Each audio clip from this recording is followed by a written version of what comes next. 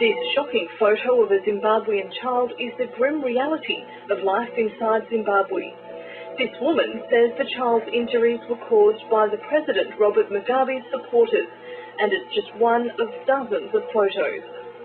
It's happening everywhere, and the hospitals are overflowing with people. It's just chronic. It's very, very sad what's been happening, because even if they suspect you as being the opposition, if they suspect you of being MDCs, they are torturing, they're butchering people. Sue fled Zimbabwe with her family 6 years ago. At her request, we've disguised her name and identity to protect family members who still live in Zimbabwe. Sue has just come back from her first trip to her homeland in 5 years, not with souvenirs of happy times, but what she says are reminders of the horrors of the Mugabe government. The reality is that a group of friends of my friends were visiting the people in the hospitals to pray for them.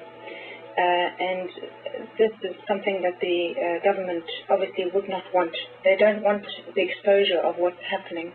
They don't want journalists. They don't want anything to be known in the world. But the world needs to know that human beings are being butchered and that these atrocities are happening. And if there are any people in authority who are able to do something, they need to do it. Sue's friends have taken photos of people they say are the victims of torture. The photos were taken after the March election. Sue says those targeted were suspected of being opposition supporters. They have been bashed, burnt and whipped, and many have severe injuries to their backsides, a sign, Sue says, of the government's intimidation. In 2008, when they had the elections with Mugabe, he intimidated a lot of the rural people. A lot of intimidation was going on, and there were certain signs that was his sign in the way of he was hurting people. And now they have another sign, and this time it's cutting the buttocks of people. So in one hospital alone, for example, 90% of the people in there had their buttocks cut. And this is a shocking thing. Sue and her family were farmers in Zimbabwe. She says after they left, their farm was taken over by one of the security chiefs in the Mugabe government. On her trip home, she stayed at her brother's farm and says she witnessed intimidation by a group of government supporters. They were demanding why he hadn't put up Mugabe's posters everywhere, and they were going around beating up the labor, and he said if they gave him posters he would put them up, but he told them not to beat the labor because that wouldn't make them vote. Adrian is another Zimbabwean who has moved to South Australia to escape. At his request, we haven't used his last name. He says the types of risks taken by Sue and others to get these photos out are frightening. If you're caught filming or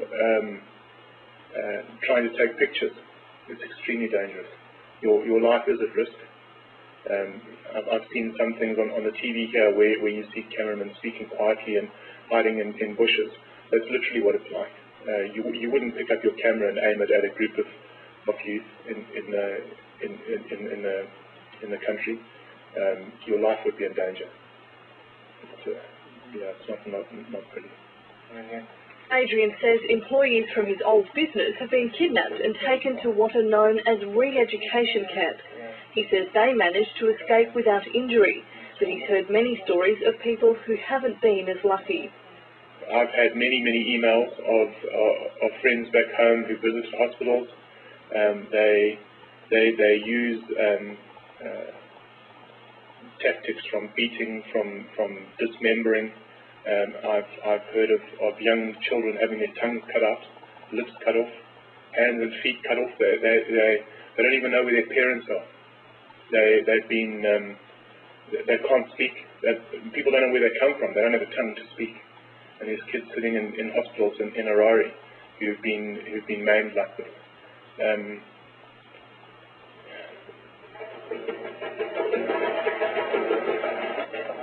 My question is, how many people have to die before someone does something? I know that United Nations have a threshold of the number of people who get killed in a certain period before they start to take action. But I mean, is it 7, 70, 700, 7,000? To date, more than 70 people killed in political violence since the election, and that's people who've been killed. But what about people who've been maimed, who've been burnt, who've been beaten, so that the meat has to be cut off the cheeks of their backside? When is someone going to do something?